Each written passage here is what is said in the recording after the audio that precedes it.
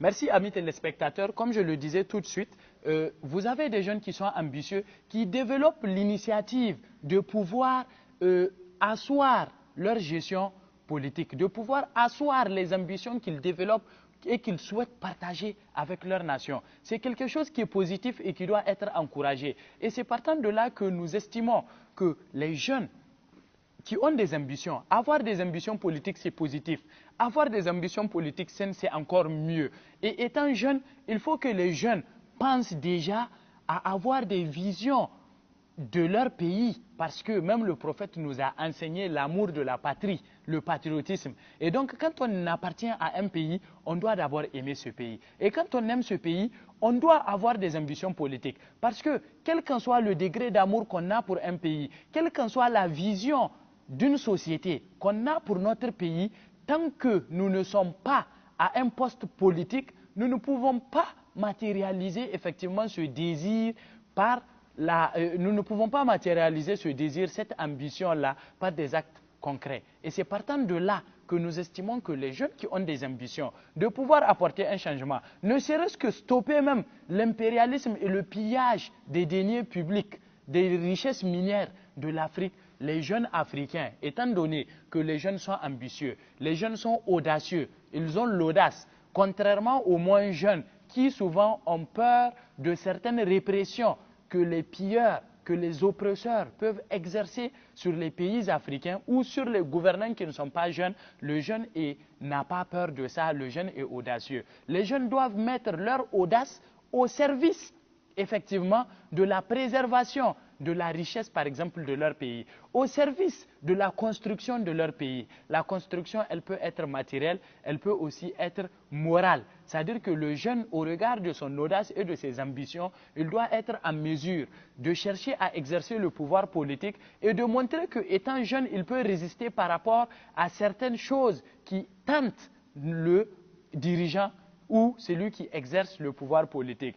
Le jeune peut vouloir exercer le pouvoir politique dans le sens de montrer, de mettre son audace au service de la résistance vis-à-vis de ceux qui ont des dictats des impérialistes ou des oppresseurs ou des pays qui exercent l'oppression et le pillage des ressources minières des pays africains. Et par rapport à ça, le jeune a cette capacité.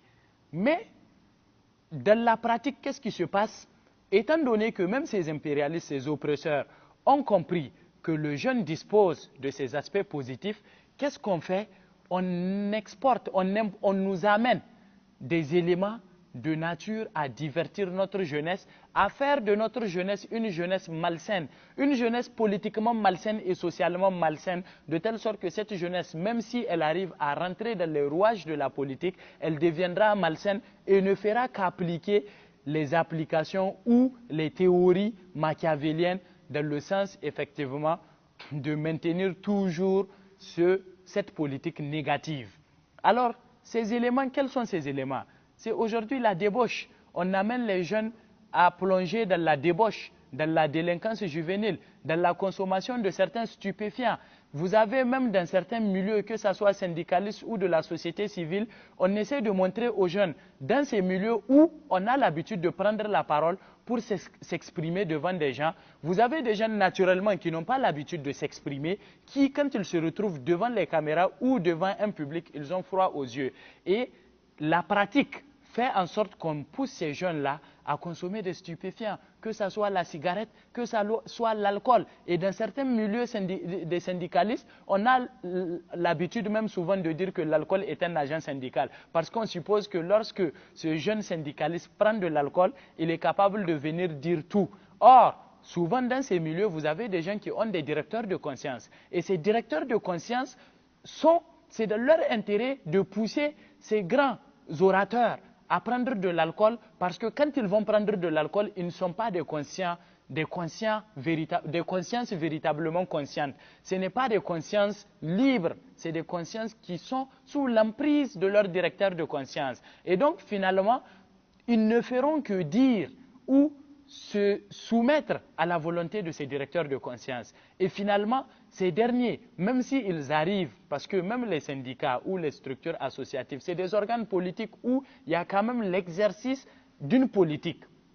Alors, donc, que ce soit à cette échelle, donc au niveau de la dimension associative, syndicale, parti politique, ou même au niveau de la dimension globale, donc qui est le politique de l'État, quand les jeunes sont préparés en amont à rentrer dans la délinquance, notamment la consommation des stupéfiants, pour pouvoir produire des réflexions qui sont des réflexions qui ne sont pas saines, il y va de soi que nous arrivons à une gestion politique malsaine. Deuxième chose, vous avez le cas de la corruption. Et le cas de la corruption, au cours d'une prochaine émission, nous allons même prendre tout notre temps pour développer sur la corruption. Mais aujourd'hui, au niveau de la corruption politique, étant donné que vous avez beaucoup d'aînés qui sont moins jeunes, qui sont rentrés dans l'épidémie de la corruption. Corruption, que ce soit du point de vue endogène ou du point de vue exogène. Du point de vue endogène, ils sont non seulement corrompus, mais aussi corrupteurs. Mais ils sont plus corrupteurs du point de vue endogène que corrompus. Mais maintenant, du point de vue exogène, ils sont plus corrompus que corrupteurs. Alors j'explique. Du point de vue endogène, tous ces hommes politiques qui appliquent la politique malsaine, pour aller demander le suffrage de la population, ils deviennent corrupteurs. Donc, ils sont obligés de chercher de l'argent, aller corrompre la masse. La masse populaire qui, elle aussi, de façon inconsciente, parce que méconnaissante des recommandations islamiques ou bien n'appliquant pas les recommandations islamiques ou les recommandations de la marche d'une bonne société saine, eux aussi tombent par rapport au coût de la corruption, acceptent la corruption pour accorder leur suffrage à ces hommes politiques qui sont des potentiels corrupteurs. Et donc ça, c'est du point de vue endogène. Maintenant, du point de vue exogène, lorsque ces puissances impérialistes qui viennent pour nous oppresser, pour nous opprimer, et qui viennent pour piller nos ressources, lorsqu'elles viennent, ces puissances-là ne peuvent nous piller sans la connivence de ceux qui exercent le pouvoir politique au niveau de nos pays. Alors, c'est là où la corruption de façon... c'est là où, dans la dimension exogène de la chose, nous avons la corruption dans l'autre sens. Donc, dans le sens où ces personnalités qui exercent le pouvoir politique deviennent des corrompus. Au lieu d'être ici des corrupteurs, ils deviennent, ces personnalités, elles deviennent des corrompus. Des corrompus dans le sens où on leur fait ce qu'on appelle communément les pots de vin. Donc, on leur donne de l'argent, de la prébende, pour qu'elles puissent fermer les yeux par rapport au pillage de nos ressources.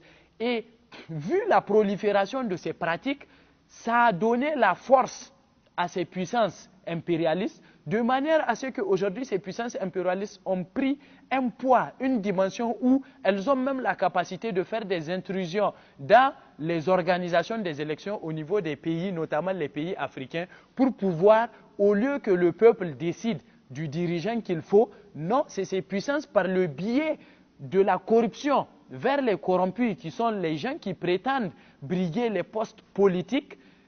Donc, par le biais de cette corruption, ces personnalités prennent de l'argent pour effectuer la corruption au niveau de la dimension endogène, donc par le canal de la corruption du peuple, du citoyen lambda, qui il faut corrompre pour pouvoir accorder son électorat à cette personnalité politique. Et par conséquent, nous rentrons dans une société totalement corrompue où on ne peut asseoir une justice, une équité. Et l'homme politique qui s'est endetté vers ces corrupteurs, qui sont les impérialistes, qui sont les gens qui viennent piller nos ressources minières, lorsqu'il est corrompu parce qu'il a pris de l'argent pour venir corrompre le peuple, parce que le peuple doit lui accorder le suffrage, il y va de soi que quand il monte, qu'il accepte effectivement piller les ressources, les deniers publics, et également donner la possibilité à ceux qui l'ont financé de pouvoir venir piller les ressources du peuple. Et le citoyen lambda, en ce moment, n'a pas le droit de branchir parce que, effectivement, cet homme politique n'a pas mérité la confiance de ce citoyen lambda, mais il a acheté la conscience de ce citoyen lambda par les miettes, par des billets souvent.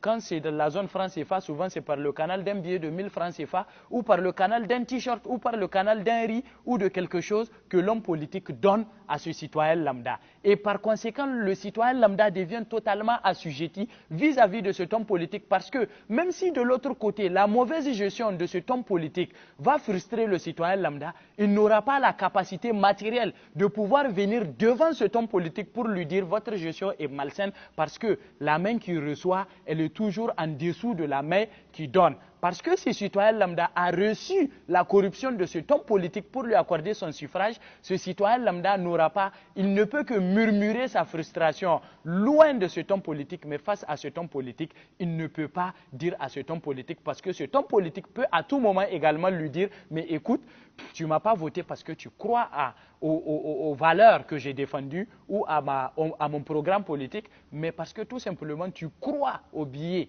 de banque que j'ai eu à te donner. Et c'est par rapport à ça que nous attirons l'attention des jeunes, que c'est bien, c'est même impératif pour les jeunes de faire de la politique, mais c'est très bien de ne pas faire la politique malsaine. Et c'est très bien, ce serait très bien de respecter scrupuleusement les recommandations islamiques, parce que si on s'en tient aux recommandations islamiques, il n'y aura pas de politique politicienne et nous allons bâtir un environnement politique sain. Chers téléspectateurs, le thème est vaste, il est dense, nous ne pouvons pas l'épuiser.